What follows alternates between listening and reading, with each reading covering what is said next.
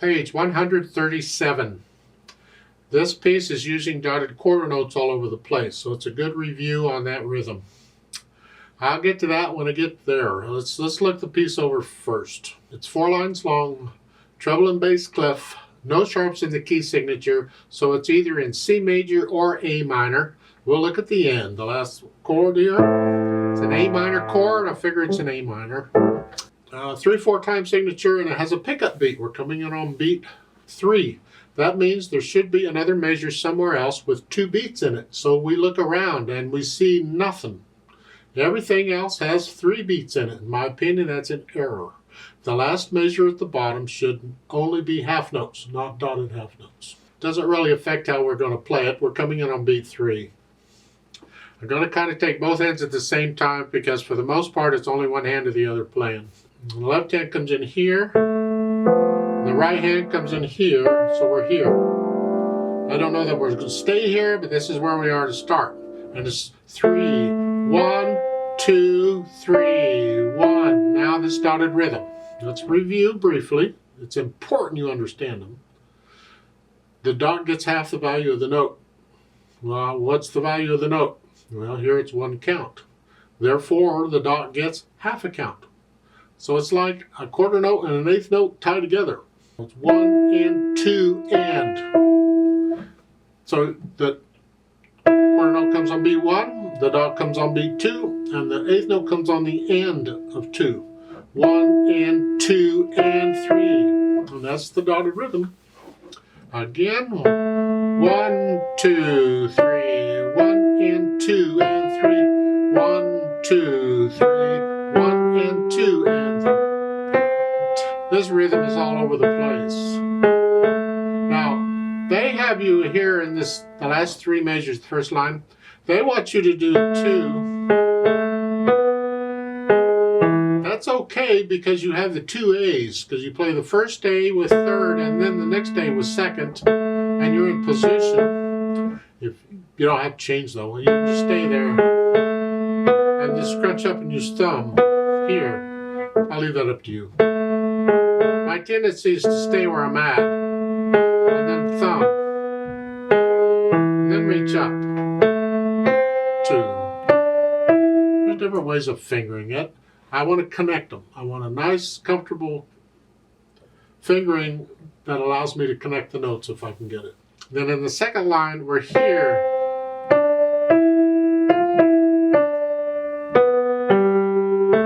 Now the right hand has come down to the C, and now the left hand's going to come down 1.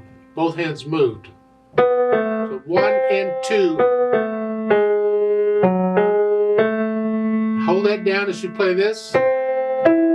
And then that. Well, let's look at that. We got these curved lines going crazy here. And the last 2 measures of the second line.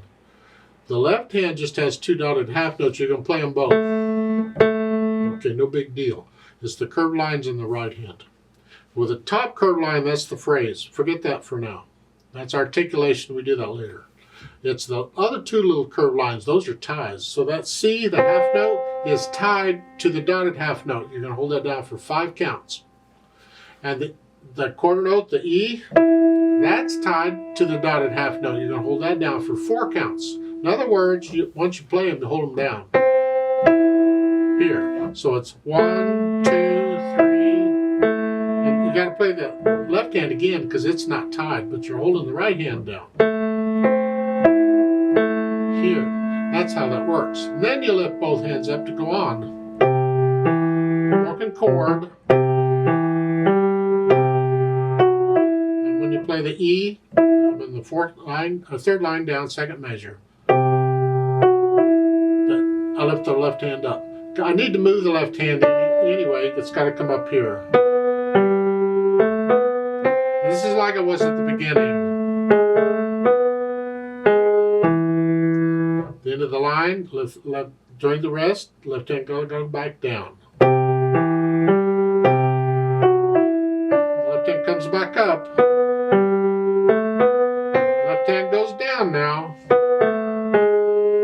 And again, just like we did at the end of the second line, we're going to tie the right hand. 1, 2, hold it down, and reach down in the left hand to the A.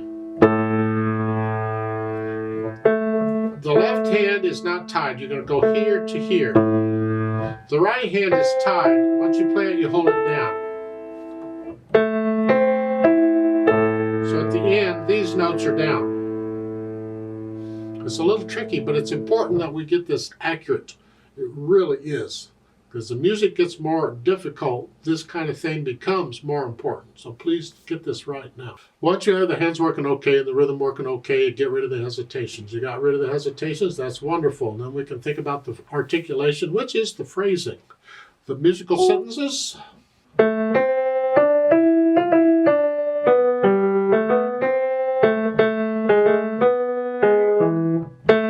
It's a new sentence. Just lift up here, like breath. Like taking a breath. So put in the phrasing, then the dynamics. So it's all pretty much melody for the most part. It's whatever you think MP, mezzo piano is sort of soft, yeah?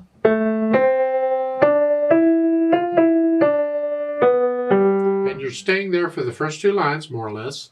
Then third line you come up to moderately loud, mezzo forte. That's at the beginning of the line, that's the right hand. That's the melody. Keep this soft. And then it's melody. Because it needs to sound like one hand played the whole melody. But when the right or the left hand or right hand, whichever, just has a broken chord, it's not melody, play it soft. Just like at the end of the second line. The last two measures, the left hand's melody. Right hand needs to be soft. At the end of the last line, you start out in the right hand's melody, the left hand's soft. And at the end of the line, that's the left hand. That's melody. Now, that's melody, the next to the last measure. The last measure is not. There's a difference. So this is going to be moderately loud, and this is going to be soft. So, like the right hand. Soft, soft. Okay. So we don't want to think melody went to here. Melody didn't do that. Melody just stayed there, and that last measure is like an afterthought. It's just a chord at the end, just an afterthought to finish it off. Speed, well, in the middle. Whatever you think or feel.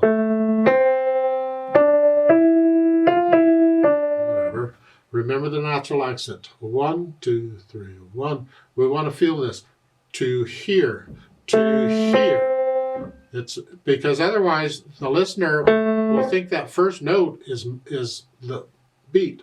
1, 2. They'll be off. It'll be. It should be clear to the listener that that first note is a pickup beat.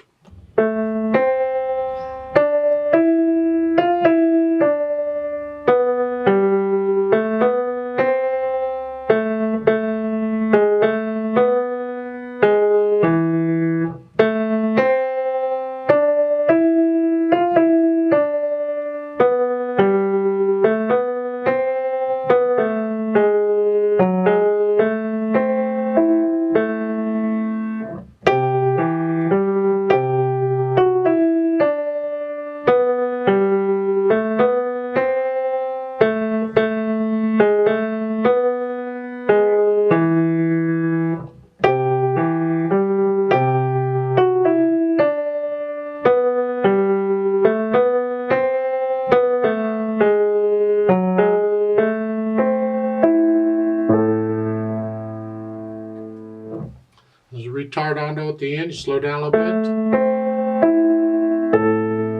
They have pedal at the end. I disagree with it. I'd leave the pedal out here.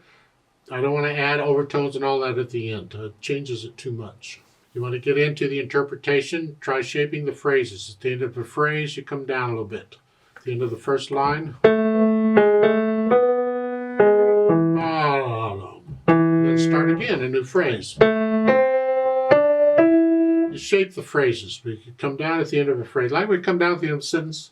Normally you'd come down at the end of a sentence. Then you start again with it. Well, same thing in music. Come down, get a little softer at the end of the. Get a little softer. Then start again. So try shaping your phrases. It's really better if you feel these phrases and feel the shaping the phrases. Get into the music and feel the music. Let's play this together very slowly and double check our rhythms and notes. I'll give us 2 counts because we come in on beat 3. Not going to do any dynamics. I'm just playing rhythms and notes here. Ready, go. 1, 2, 3. 1 and 2 and 3. 1, 2. 1 and 2 and 1, 2. 1 and 2. 1, 2. 2. 2. 1 and 2. 1, 2.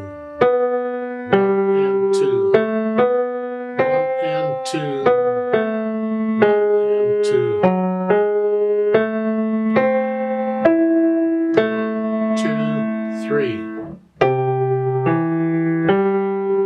and 2 1 2